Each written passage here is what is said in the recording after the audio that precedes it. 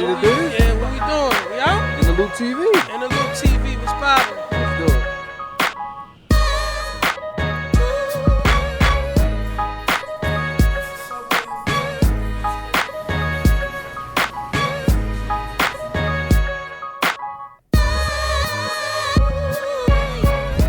I broke into the business of doing radio was when I used to always, I was always into wrestling, of course, but I talk about sports a lot. And when I talk about sports, people who used to always tell me, yo, you should do something about this. Like, you should go into ESPN or do some broadcast work or analyst work or something to that nature. I was a big, and I'm still a big NFL buff. So I talk a lot about NFL and I talk a lot about wrestling. Those are the two, and hockey. There's a lot of the two sports that I talk. And you got people that get drunk and talk what they think they know, and you got people that know what they know. You know what I'm saying? Like, that's the vibe that people always got from me when I spoke about sports. I didn't just give them just a drunk analysis. I gave them actual facts, stats, names, places that they were born, places they went to school, high school they graduated from, and everything. It was the same thing like wrestling. And one day I was talking to my homeboy Gotti. Shout out to Gotti. I was talking to my boy Gotti, and we was all in the living room. And I remember it like it was yesterday. It was me, my boy Gotti, and my boy Body Bags. And I was talking to him about Cactus Jack and Triple H. Triple H's match that at Royal Rumble 2000, and when I spoke to him and I looked at him, I could tell, and he's not a big wrestling buff, so he knows wrestling, but he's not an avid wrestling fan like I am. So when I was talking to him and when I looked at him as I was talking to him, I really realized how engaged he was into what I was saying and how much more knowledge he wanted to learn about the match from Cactus Jack and Triple H in 2000 and why Triple H is that damn good. And I explained it to him and he just wanted more, and then he just sat there and he was like, yo, seriously, bro, I know we've been telling you for years and I've been away for a while, so I was just back in the hood. And he was like, yo, he's like, go for it, man. He was like, this is what you do. And I never really realized in my life what I was good at. I went through my whole life for 30 years not knowing what I was exactly good at. I mean, I played sports and I done a lot of things. I dabbed in music and all the other types of stuff. But I never knew what I was really, really good at. And when I spoke to my boy Gotti in the conviction, they've been telling it to me for years. But that night, when I was talking to Body Bags and Gotti, that was the day I was like, I'm going to start doing something. So I started out with doing just regular wrestling show reviews, and then I was already in college, but I was already a broadcasting major, but I was in the city. I was at LIU Brooklyn, and I just thought, like, what can I do to take my talents, what can I do to make this dream to the next level? So I found out LIU Post here had a radio station and everything that was fitting to what I wanted to do. I'm currently a broadcast journalist major, you know what I'm saying, and they got the radio station and they welcomed me with open arms. I signed the paperwork. When I was talking to my professor the first day, the director was over here because he could hear everything that goes on with the classes, and the director was like, we need somebody like you. And I said, absolutely, whatever you need me to do.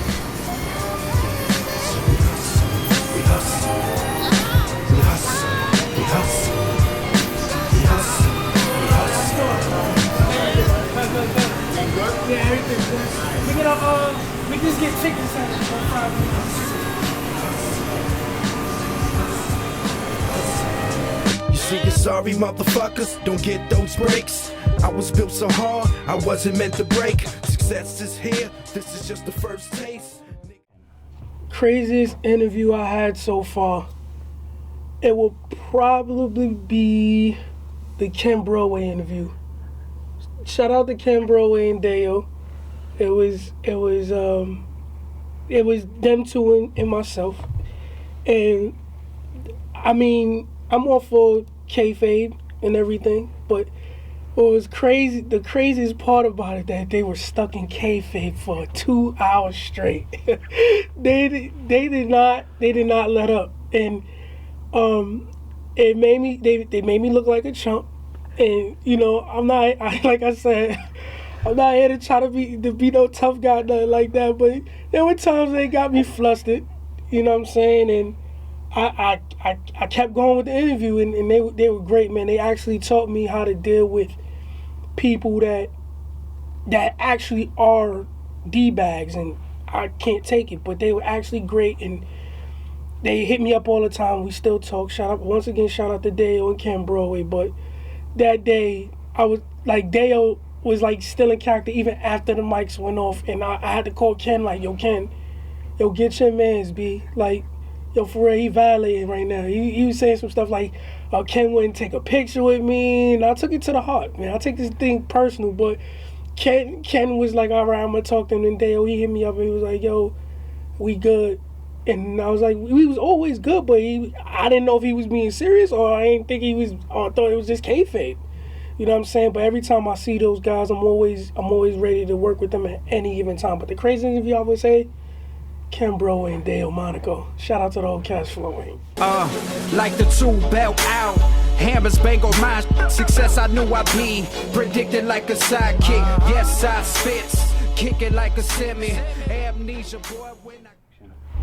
My daily inspiration would probably be my struggle. You know what I'm saying? I was a foster child from the projects. I'm saying I came from absolutely nothing, and I always use that as an inspiration to make me remember where I come from. Like when I tried to forget my past and all that, but you just can't forget your past. So I mean, I came from nothing, and I've been given an opportunity. Somebody's keeping me alive. You know what I'm saying? Somebody's praying for me, making sure I'm okay. And I guess I'm on God's team, because so many times I could have left this earth. You know what I'm saying? If it was a different person, I believe they would have killed themselves. A daily prep. I actually, like, when I get booked for an interview, my publicist books the interview.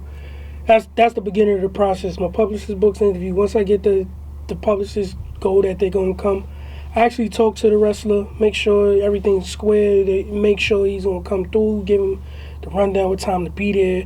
I mean, my publicist tells him everything, but I just reiterate it to him. And after that, depending on what day of the week is, let's say if it's a Monday, I'm grabbing little bits and pieces, because I got school, I got my son, I got everything to worry about. So I just take little bits and pieces. But on Thursday morning, I get up, go to school. I got class from 9 to 12. So at 12, I go right back to my room, and then I'll go sit down, watch WWE. I can't give y'all too much, but I do my research from 12, about 12:30 to 12:30 to 5, and then I drive here to the radio station at 5, and then I get back on the computer, do a little bit more research, come up with my questions. I like coming up with my questions last minute, because I don't want to ask too much pre questions or anything like that. I don't know how to call it, but I don't want to do that too much. So I come up with my questions last second, and then from all of my research, and then I research from a little bit more up till 6. Once 6 comes, I put out my promo on Facebook and Twitter, the little video promos that I do, and then 7 o'clock starts the show. But it's about, I'm gonna say, 15 hours worth of prepping time on a Thursday. And how I want to be remembered, I just want to be remembered as a good father. You know what I'm saying? I don't want to be remembered. I'm not that good of a friend. I'm a good friend to some, but I'm not that much of a good friend to a lot of people. I mean, I'm a good friend, but I'm not a good person to a lot of people, because I don't trust people. You can't really trust too much people. I'm somewhat of a loner. You know what I'm saying? I don't want a lot of people at my funeral. I just want real people. I don't want nobody on the radio station talking about me and nothing like that. I just want the real people that were there with me from day one, and people that helped me become the man I am today at my casket, in my presence. You know what I'm saying? I just want real people the real results. That's it. I want my son to let everybody know that his dad was a great dad, and I was always there for him, and I loved him, and I bought him all the Jordans and all the true religions in the world. That's how I want to be remembered. I don't want to be remembered no other way. And if I go big in wrestling or with this radio stuff, at the end of the day, that's how I still want to be remembered. I don't want to be remembered by my accolades, what I did in the military, what I did in sports. I don't want to be remembered by that, because that stuff is expendable. You could be the greatest football player in the world. You could be the greatest wrestler in the world.